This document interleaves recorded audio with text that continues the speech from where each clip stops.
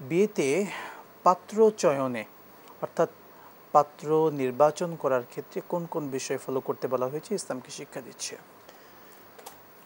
আলহামদুলিল্লাহ ওয়াসসালাতু ওয়াসসালামু আলা রাসূলিল্লাহ। ইসলাম একটি পূর্ণাঙ্গ জীবন ব্যবস্থা এবং সমাজ বিনির্মাণে নারী এবং পুরুষের ভূমিকা যথেষ্ট, এবং এই নারী এবং পুরুষের যৌথ মিলনেই হচ্ছে একটা সংসার গড়ে উঠবে।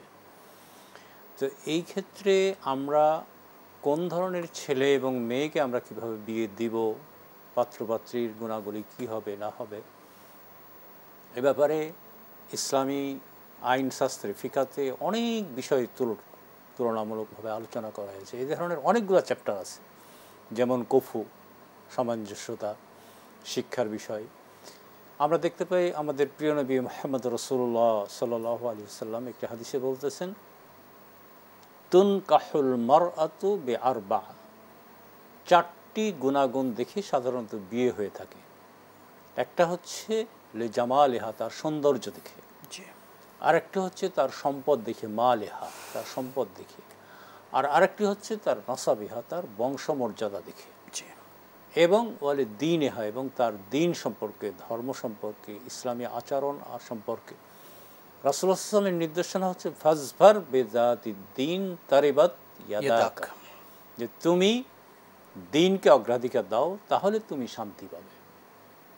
দেখেন, আমাদের সমাজে এখন যেটা হয়ে থাকে সাধারণত, আমরা দেখে থাকি যে এই ছেলের টাকা পয়সা আছে কিনা, ছেলে যদি হয়, এখন মেয়েদেরও দেখা হয় যে মেয়ে ইনকাম করে কিনা, তার ইনকাম সোর্স আছে কিনা, এই বিষয়গুলোকে দেখা হয়, অগ্রাধিকার দেওয়া হয়। আপনাদের বিশেষ করে সাতক্ষীরা এলাকায় দেখে যে কয়টা ঘের আছে, চিংড়ি ঘের। আমাদের রাজশাহী চাঁপাইনবাবগঞ্জ এলাকায় দেখে যে কয়টা আমের বাগান আছে, এইভাবে দেখে থাকে। রংপুরের দিকে দেখেছে যে কয়টা ধানের ক্ষেত আছে। তো এই ধানের মানে এই সম্পদটাকে প্রাধান্য অনেকেই দিয়ে থাকে। আবার দেখে যে মেয়ে সুন্দর কিনা, আমি এই সুন্দরী মেয়েকে দিব, এই দেবো, এই হবে, এই হবে। কিন্তু আবার দেখে যে বংশমর্যাদা, লেখাপড়া আছে কিনা, আরে বাবা একটা আমার একদম উচ্চ শিক্ষিত হতে হবে, সার্টিফিকেট আছে কিনা, অমুক আছে কিনা, তারপর সামাজিক স্ট্যাটাস কি, এইগুলো আমরা দেখে থাকি। কিন্তু আমরা বলতে পারি আমাদের সামাজিক কালচার দাঁড়িয়েছে আমরা টাকা পয়সা এবং সৌন্দর্য এই দুটাকে বেশি প্রাধান্য দিচ্ছি। কিন্তু রাসূলুল্লাহ সাল্লাল্লাহু আলাইহি ওয়াসাল্লামের নির্দেশ হলো ফাজফার বিযাতি দ্বীন, দ্বীনকে তুমি প্রাধান্য দাও, তারিবাত ইয়াদাকা। কারণ আপনার যদি সামাজিক মর্যাদা, কোনো সার্টিফিকেট কমও থাকতে পারে, ধনসম্পদ কমও থাকতে পারে, কিন্তু সংসার সুখের হবে দুইজনের মধ্যে দ্বীন যদি থাকে। তাহলে ওই ঘাটতিগুলোকে কিন্তু এই দ্বীনের মাধ্যমে পূরণ করে নিতে পারবে।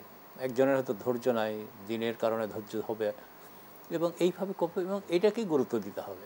আমাদের সমাজে এখন একটা কথা প্রচলিত আছে যে বস্তা এবং টাকার বস্তা আর ময়দার বস্তা, এই দেখি সাধারণত বিয়ে দেওয়া হয়। মানে সৌন্দর্য দেখে দেওয়া হয়, সে মেকআপ করে কত সুন্দর সাজুগুজুভাবে চলতে পারে কিনা সেটা, আর এর ধন সম্পদ আছে কিনা, এই বিষয়টাকে দেখে প্রাধান্য দেওয়া হয়। কিন্তু এটা আসলে ঠিক না।